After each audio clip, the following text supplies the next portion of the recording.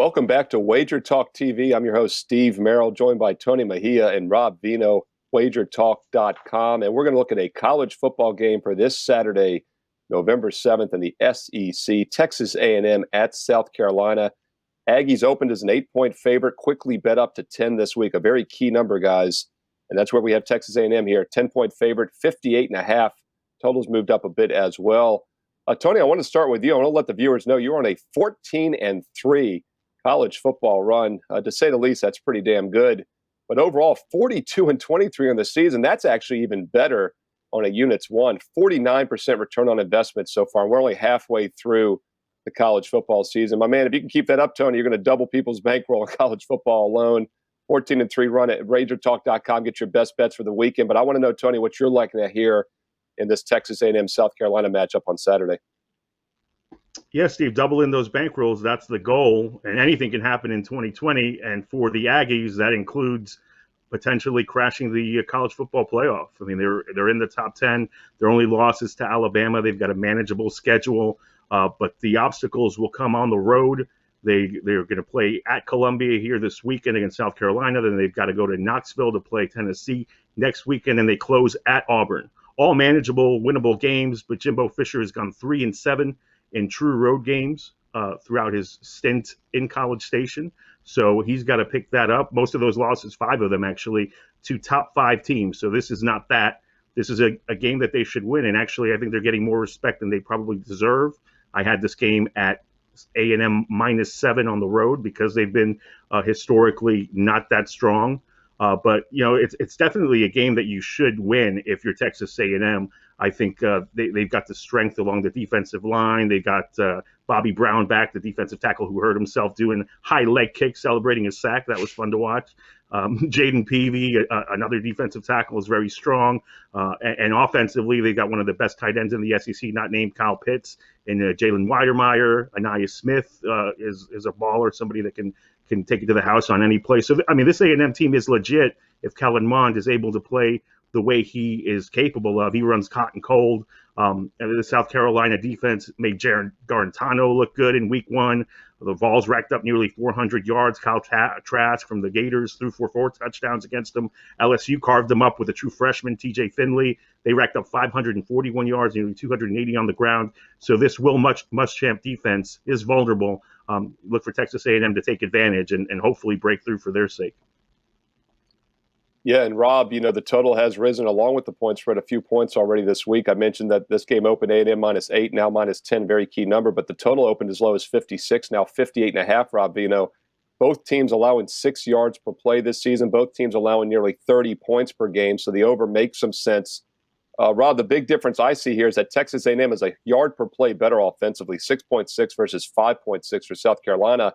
Yet South Carolina comes in off the bye week, Rob. A&M has to play after the Arkansas win and travel. How do you think this game sets up? It does look like maybe there's some edges here situationally for South Carolina, but A&M looks to have a pretty substantial edge, Rob, on the offensive side. Yeah, it's definitely a game that you go back and forth on, Steve. I'll start, Tony said that his power rating came around 7. Mine came even lower, Texas A&M -5, which made me dig a little bit, but I'll start with South Carolina quick. Here's a team that their entire offensive season is built on the Vanderbilt game. They've been outgained by every single team they played, not named Vanderbilt. They've been beaten by 96 total yards per game by the other opponents. They've allowed 14 sacks. They lose the line of scrimmage by a full yard, rushing yards compared to rush yards allowed. They have no explosiveness, guys. Shi Smith is a nice receiver, but they've scored 2 touchdowns outside the red zone all season long.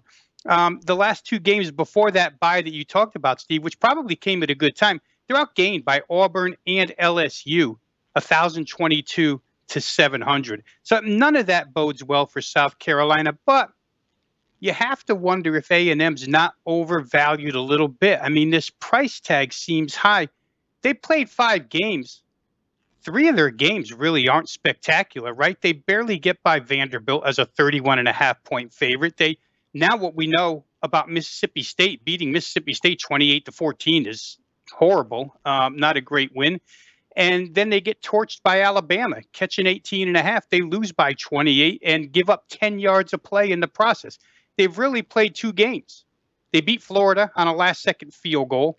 And then, of course, they beat Arkansas last week 42-31. But let's not forget that Arkansas had over 220 yards rushing and passing in that game. Very balanced offense for Arkansas. So I don't know where all this, and it's come real fast, like a freight train, this hype for A&M to run the table and get themselves into, a potential 4 spot. I'd slow the brakes on that. I'm not saying they can't win this game and cover the number, but they certainly haven't put up a resume to support that yet.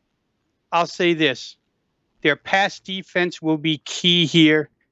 They've played the 4 teams not named Vanderbilt. Here's what the completion percentages have been against A&M. Alabama, 74% completions. Florida, 72.